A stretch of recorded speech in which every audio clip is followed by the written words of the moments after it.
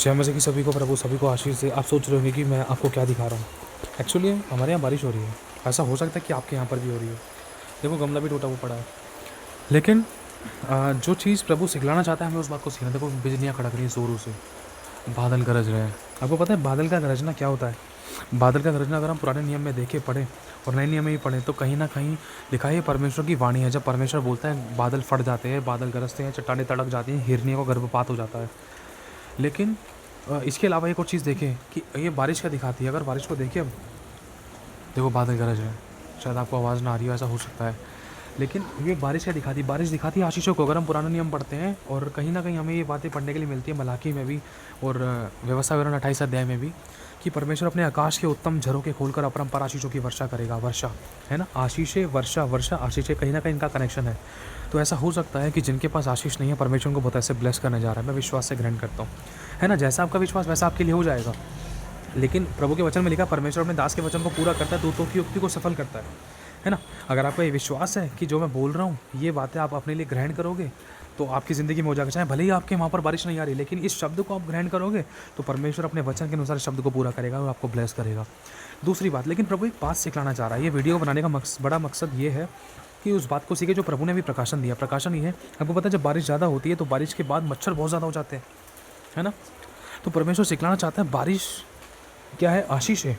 आशीषें किस प्रकार की? आशीषें हमारे बीजों को फलवंत करती हैं। खेत के अंदर जब पानी डालते हैं तो वो बीज फलवंत होते हैं और अच्छी फसल काटी जाती है, अच्छी फसल तैयार होती है। इससे बहुत ऐसे किसान लोग बहुत आशीषित होते हैं। लेकिन एक चीज़ परमेश्वर इसमें सिखलाना चाह रहा है, क्या?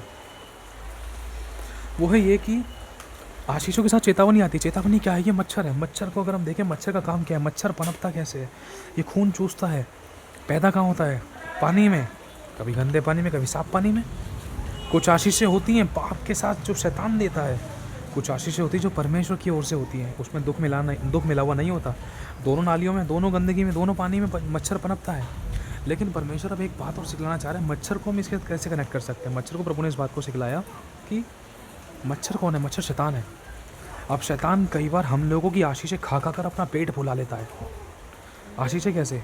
अब मच्छर कब काटता है? मच्छर आपके जागरूक रहने पर नहीं काट सकता, है ना। अगर आप जागृत हो, अगर आप मूवमेंट कर रहे हो तो आपको नहीं काट सकता। अगर आप सो गए हो, अगर आपने अपने चलने फिरने उठने बैठने की अवस्था को बिल्कुल शांत कर रखा, आप एक जगह जमकर बैठ गए हो बर्फ़ की तरह, तो ऐसा हो सकता है 99% कि वो आपको काट ले। चाहे वो भले ही कहीं का भी मच्छर हो, कैसा भी मच्छर हो। कैसे?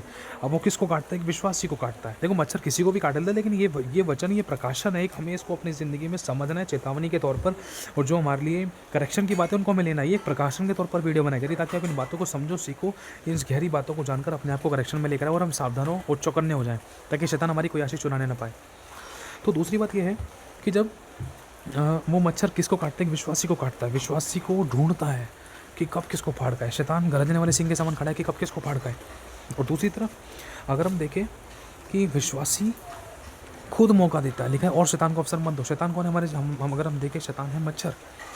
मच्छर का काम क्या? खून चूसना। और खून में क्या? आशीष है, बरकत है, चंगाई, छुटकारा है, सामर्थ्य, अभिषेक है, ताकत है, अनुग्रह, भरपूरी है, परिपूर्णता, वो सब है। वरन आपके शरीर को चलाने के लिए, आपकी ज़िंदगी की सभी ज़रूरतों को पूरा करने के लिए वो सब प्रकार की आशीष है। आपकी प्रार्थना का उत्तर है वो खून, जिस खून को वो शैतान, वो मच्छर चूसना चाहता है। और वो खून इन्हीं आशीषों के साथ साथ कहीं ना कहीं वो चेतावनी बनकर हमारे सामने खड़ा रहता था कि अजाम से गलती हुई तो कहीं ना कहीं वो मच्छर काट सकता था।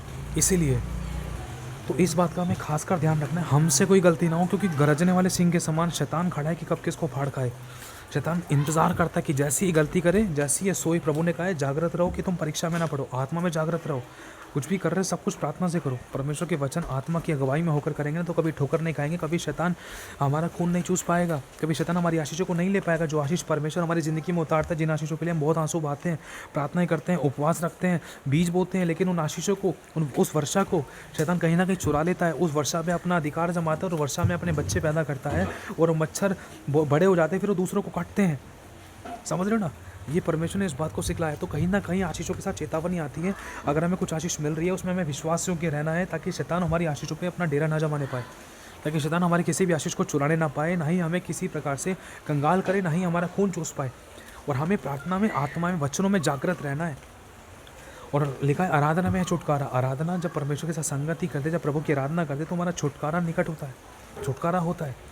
तो प्रभु ये कहना चाह रहा है कि जो मच्छर है वो शैतान है, और लिखा है चोर किसी और काम के लिए नहीं वरन चोरी करने, नाश करने और घात करने आता है। शैतान घात में बैठा है कि जो तेरी आशीष आने वाली है या जो आ चुकी है, जो आने पर है, वो आशीष कुछ भी हो सकती है। चाहे वो तेरे घर में शांति हो सकती है, बरकत हो सकती है, तेरे लिए चंगाई की आशीष हो सकती है, तेरे रुके हुए काम का बनना हो सकता है, टूटे हुए रिश्ते का जुड़ना हो सकता है, परिवार की कड़वाहट मिठास से बदलना हो सकता है, कुछ भी प्रकार की आशीष हो सकती है। लेकिन शैतान गरजने वाले सिंह के समान कब किसको फाड़ के द्वार के बाहर खड़ा हुआ खटखटाता है। द्वार के बाहर यीशु भी है और शैतान भी। यीशु परमिशन लेकर आता है और शैतान को परमिशन देनी नहीं पड़ती है, शैतान खुद ब खुद आ जाता है। इसीलिए हमें सावधानी बरतनी है। हालेलुया। तो मेरे भाई और बहनों, आशीषों के साथ चेतावनी आती है, इस बात को कभी मत भूलना। अगर कुछ भी आशीष मिले तो हमें गंभीर और ज़्यादा गंभीर होना है, ताकि हमारी कोई आशीष चुराने ना पाए, हमारी आशीष खोने ना पाए। हम धन में, हर चीज़ में विश्वासों की ईमानदार है, ताकि शैतान को हमारे ऊपर दोष लगाने का कारण ना मिले कोई, और ताकि परमेश्वर को हमें देखकर शर्मिंदा ना होना पड़े, वरन शैतान हमें देखकर, हमारे आज्ञा पालन को देखकर खुद शर्मिंदा हो। हालेलुया। तो प्रभु आशीष दे आप सभी को। जय मसीह की।